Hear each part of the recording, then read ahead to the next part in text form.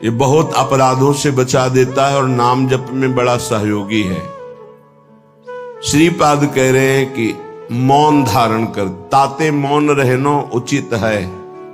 ध्रुवदास जी महाराज, आवश्यक हो कम शब्दों में भागवतिक शब्द बोल दो, ये मौन के अंतर्गत ही आता है। अनावश्यक बिल्कुल ध्यान नहीं देना, कोई प्रणाम नमस्कार, कोई नाना प्रकार के संबोधन प्रश्न बिल्कुल नहीं बोलना, मानो आप पागल हैं, सुना ही नहीं, देखा ही नहीं। ये महापुरुषों की बात कहते हैं। पास समीप बैठे हुए प्रश्न कर रहे हैं, वो दूसरी दिशा को देख रहे हैं, गंभीर मुद्रा है, बोलते रहो।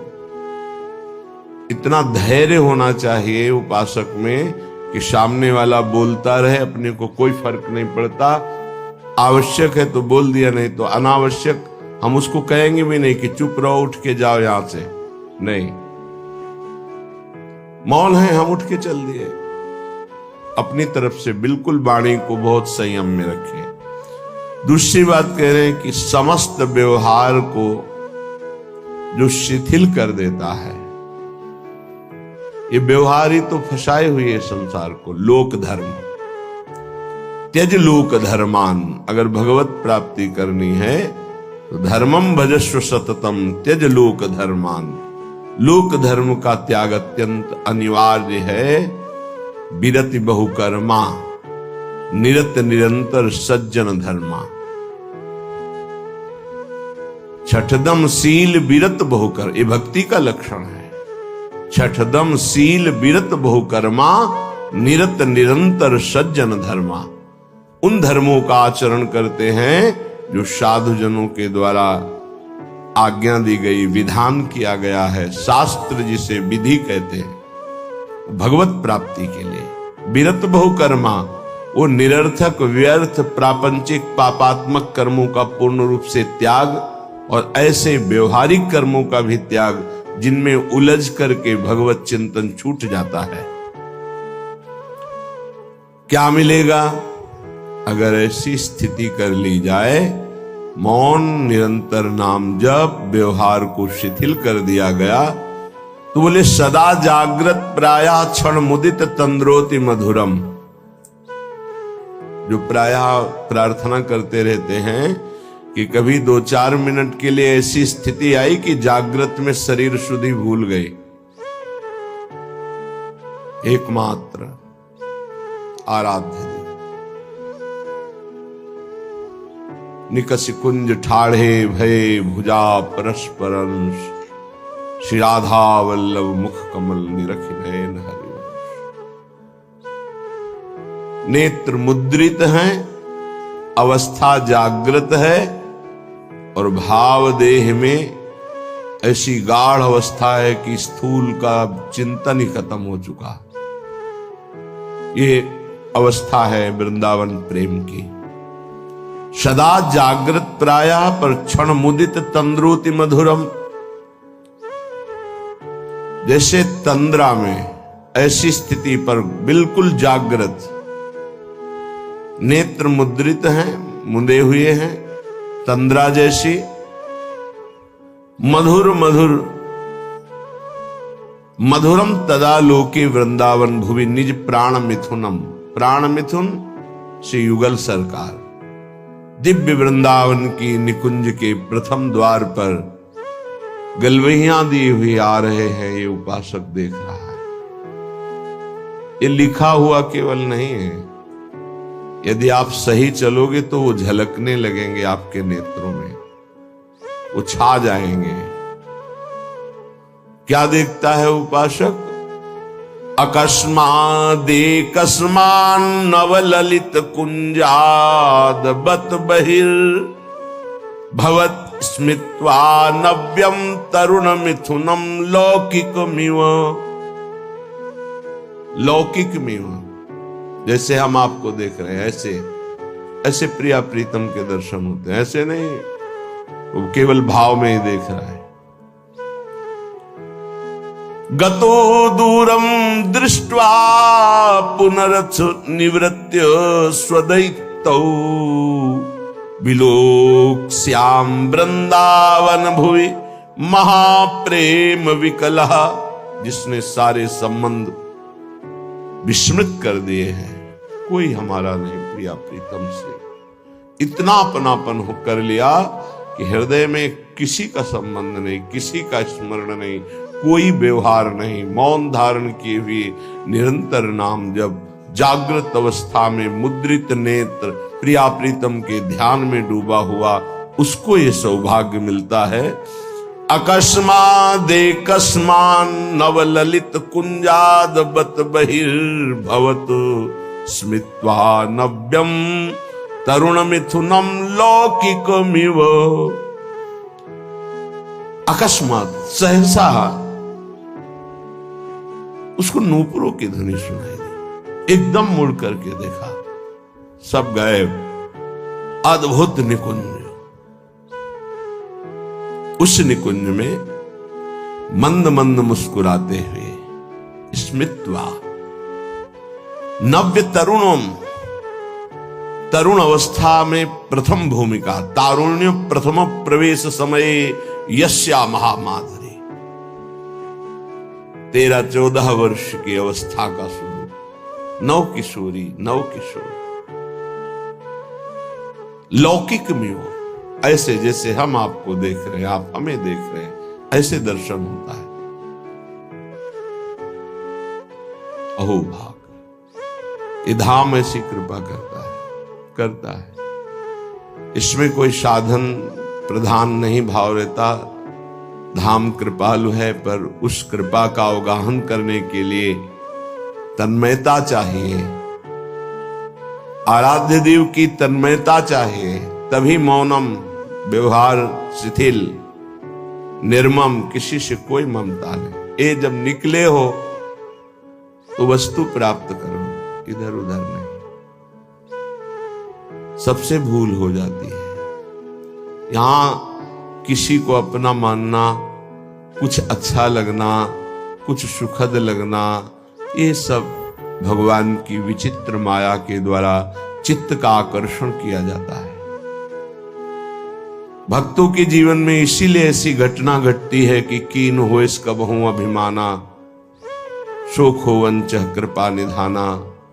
कृपा निधान भगवान देखते कि मेरे भक्त में जितेंद्रियता का अभिमान है, ब्रह्मचर्य का अभिमान है, पवित्रता का अभिमान है, तो फिर वो ऑपरेशन कर देते हैं, फिर वो अभिमान नहीं जागृत होता। ऑपरेशन बड़ा विचित्र होता है। भगवान कहो उपहास करवा के, अपमान करवा के, या विवेक के द्वारा, या उनके प्रियजनों के द्वारा निरादर करवा के, कई तरह के वृत्तियों से भगवान ऑपरेशन कराते हैं अपने जन का। हृदय जब निर्मम होता है, ममता रहित, अहंकार रहित, व्यवहार रहित, एकमात्र प्रियालाल में अपनापन, तब ये स्थिति का रसास्वादन होता है। आवत सी वृषभान, जिनको देख करके प्रेम में प्रभु विकल हो जाते हैं, उन प्रियाजू का जब उपासक को साक्षात्कार होता है तो केवल आचार्य कृपा ही हृदय को संभालती है, अन्यथा सामर्थ्य नहीं है। ऐसा रूप श्री लालजू महाराज का है कि बड़े बड़े मुनि जो निर्विकार ब्रह्मबोध संपन्न हैं, उनके मनों को क्षण में मोहित कर ले। मोहन मुनि सघन प्रगट परमानंद, गुण गंभीर गोपाला। ये मोहन मदन त्रिभंगी, मोहन मुनि मन रंगी, मुनियों के मन में अपने प्रेम रंग को रंग दिया। ऐसा रूप सुखदेव मुनि, बड़े बड़े महात्मा जो ब्रह्मबोध त्यागी वैरागी, जहां कहीं भी शब्द स्पर्श रूप रस गंध का लेस भी आकर्षण नहीं, उनको आकर्षित करके बलात् अपने रूप का प्रेमी बना लिया। ऐसे रूप सौंदर्य समुद्र प्रभु अनशन पर भुज दिए बिलोकत इंदु बदन बिबियोर, करत पान रस मत परस्पर, पर लोचन तृषित चको, फिर भी नेत्र प्यासे हैं। ऐसे युगल सरकार को जब उपासक देखता है उसकी क्या दशा होती होगी। मछली की तरह आनंद में तड़पता है वृंदावन की भूमि में लौटता हुआ। जैसे मछली विकल होती जल के लिए, ऐसे आनंद विकलता में तड़पता है। श्रीपाद कह रहे, मंद मंद मुस्कुराते हुए नूपुर धुनी हुई देखा नवनिवृत्त निकुंज, और नवनिवृत्त निकुंज की वीथी से गलवहियां दिए हुए मुस्कुराते हुए आ रहे हैं। लौकिक में वो देख रहा है, कोई ध्यान में नहीं, खुली आंख में। और गतो दूरम दृष्टवा, समीप से ही ऐसे दूर जा रहे हैं। फिर कृपा करी पुनरथ निवृत्त स्वदैतौ, वो पुनः गलवहियां दिए हुए दूसरी वीथी से फिर सामने आ रहे हैं।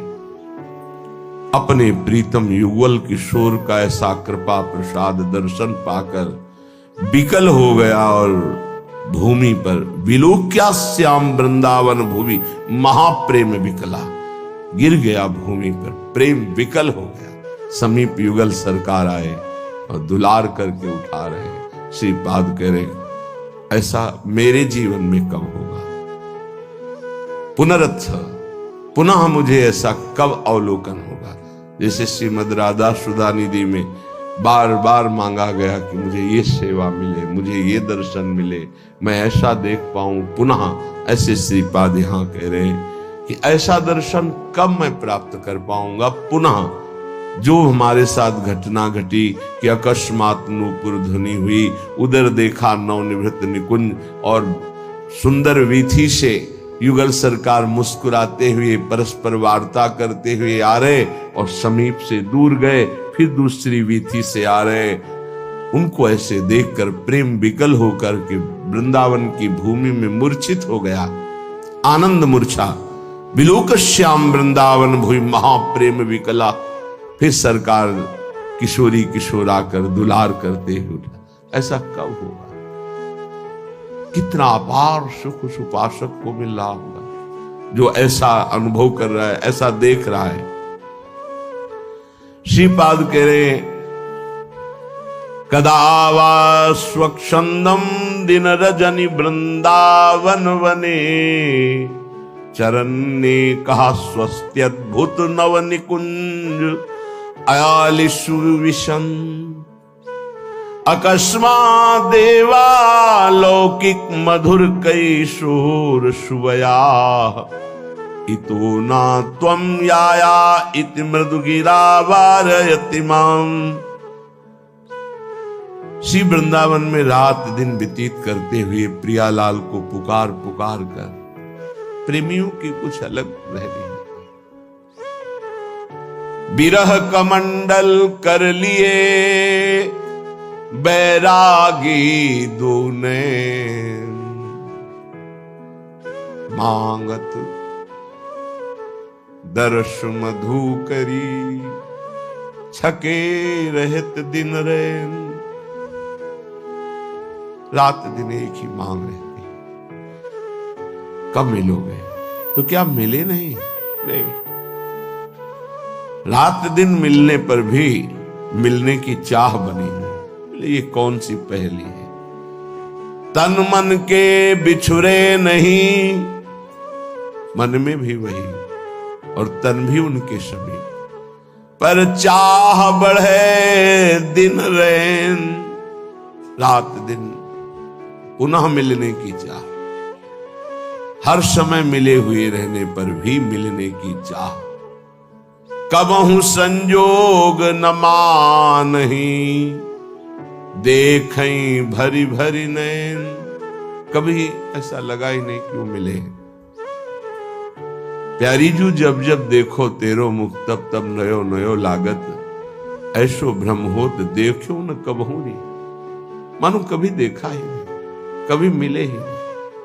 अरबरात मिलवे को निश दिन, पर मिले ही रहते निश दिन। मनो कबहू मिले ना, ये प्रेम है।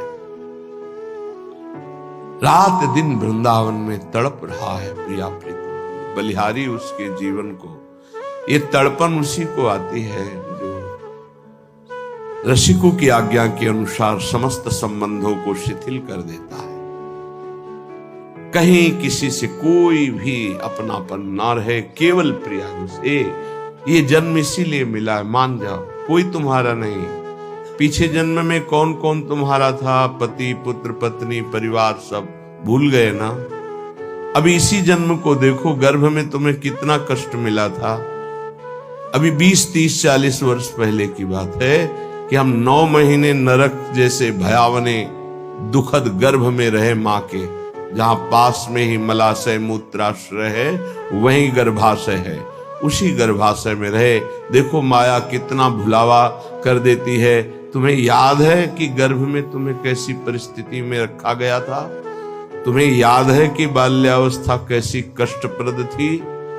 सब भूलते चले जा रहे हो।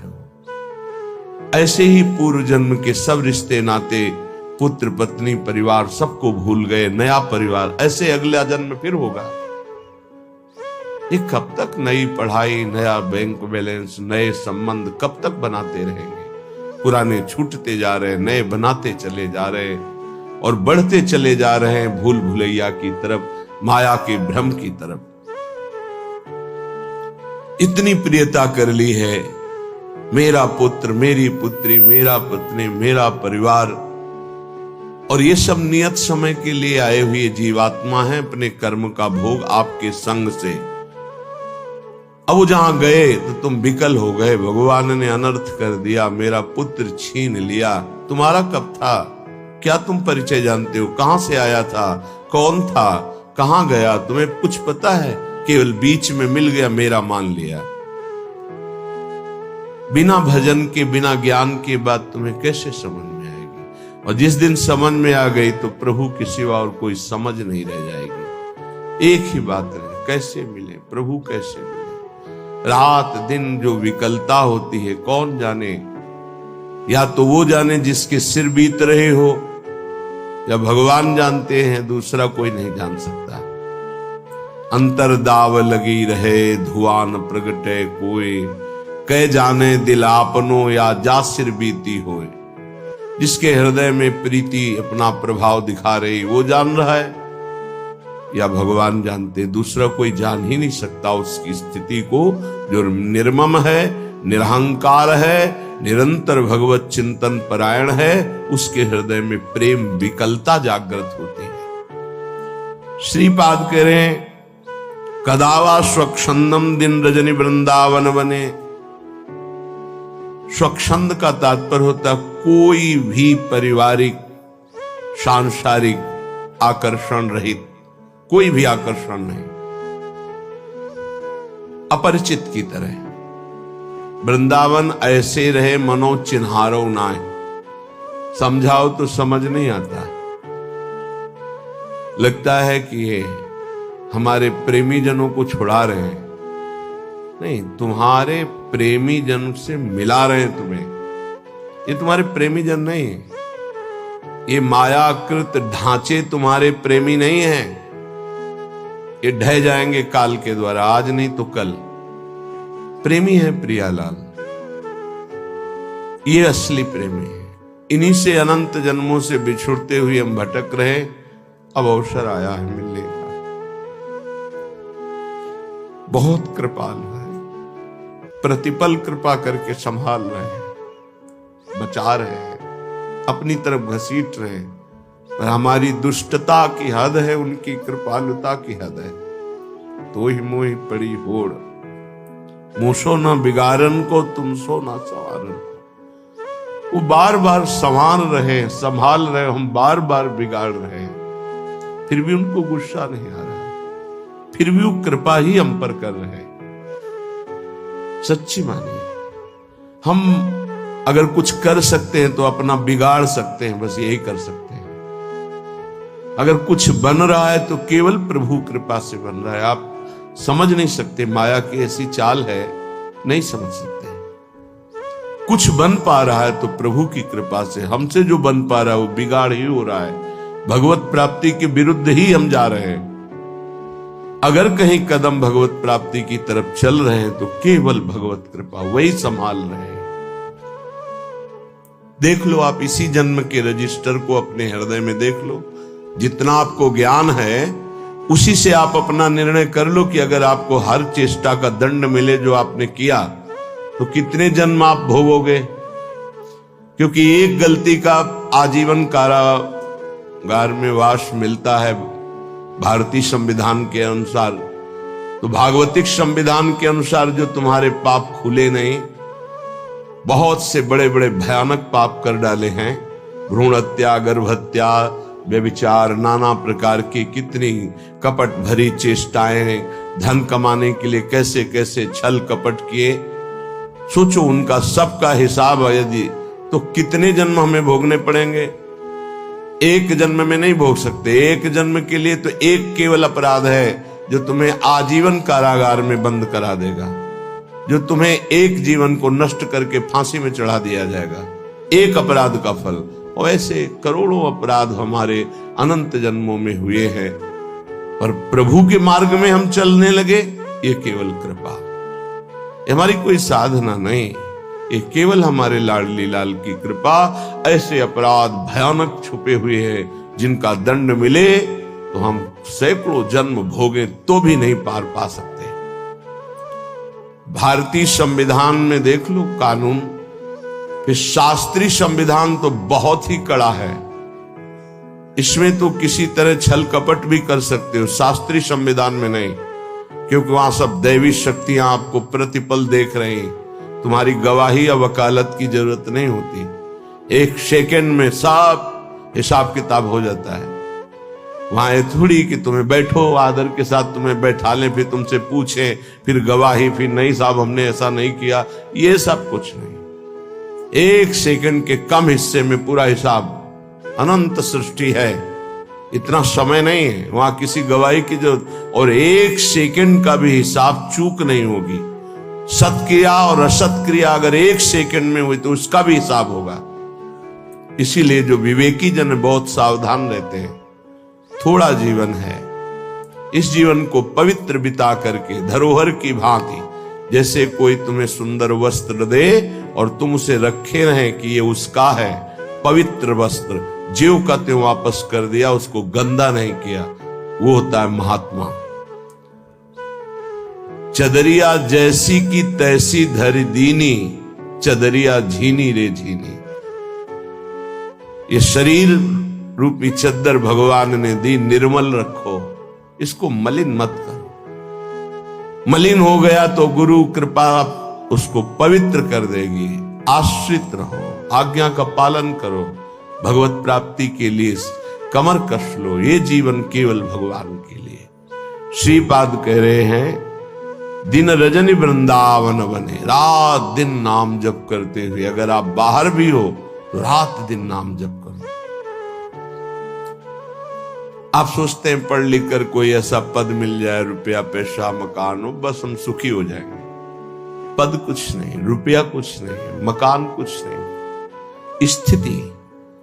बड़े भाग्यशाली जन हैं जो अध्यात्म स्थिति की तरफ चलते हैं, रात दिन नाम जप कर रहे हैं, धर्म पूर्वक व्यवहार कर रहे हैं, जो जा रहा है तो शोक नहीं, आया तो हर्ष नहीं, वो महात्मा, वो भगवत प्राप्ति के योग्य हो जाता है। गए की सोच नहीं, चाहे वो मृत्यु से गया हो, चाहे वो घर से गया हो, चाहे वस्तु हो, व्यक्ति हो, स्थान हो, गए की सोच नहीं, आए की हर्ष नहीं, वो भगवत प्राप्ति का उपासक रात दिन भजन करते हुए भगवान को प्राप्त होता है।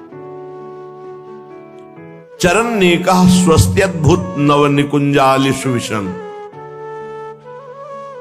वो सदैव एकांत में चिंतन करता रहता है। एकाकी, एकांत का शब्द आते ही कोई कमरा, कोई गुफा ऐसा सोचने लगते हैं, उसे एकांत नहीं कहते, तो बाय है एक एकांत स्थान को लेकर के बात। एकाकी विचरण करने का मतलब अंदर केवल परमात्म चिंतन, केवल भगवत चिंतन, वो एकांत ही है। चाहे वो ऑफिस में बैठा हो, फावड़ा चला रहा हो, किसान हो, चाहे व्यापारी हो, एकमात्र भगवान का आश्रय, उनका चिंतन, वो एकाकी ही माना जाता है, एकांत ही माना जाता है।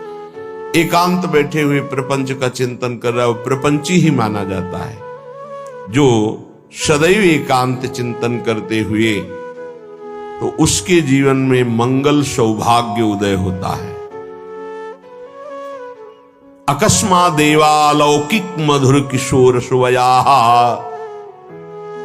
अलौकिक नवनिभृत निकुंज,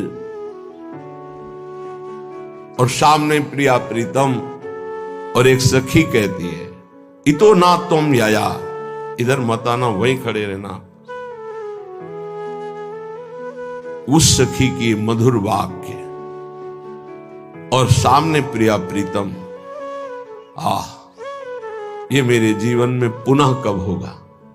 सखी रो, तुम इधर मत आना, प्रिया प्रीतम पधार रहे, वहीं खड़े खड़े रूप का दर्शन करो। इतो ना तुम याया, इधर मत आना। तू सखी के अमृत में शब्द और सामने प्रिया प्रीतम, आहा, ऐसा मैं कब देखूंगा। उपासक जब ईमानदारी से भजन करता है तो पहले भगवत प्रेमी महापुरुषों का आकर्षण होता है, तब ये स्वरूप होता है। पहले दिव्य महापुरुष आते हैं जो प्रिया प्रीतम के निज जन हैं। बड़े बड़े महापुरुष हर संप्रदाय के, प्रिया प्रीतम के साक्षात्कार के पहले आचार्य का साक्षात्कार होता है, महापुरुषों का साक्षात्कार होता है। बड़े बड़े महापुरुषों का पहले आगमन होता है, तब निकुंजाधि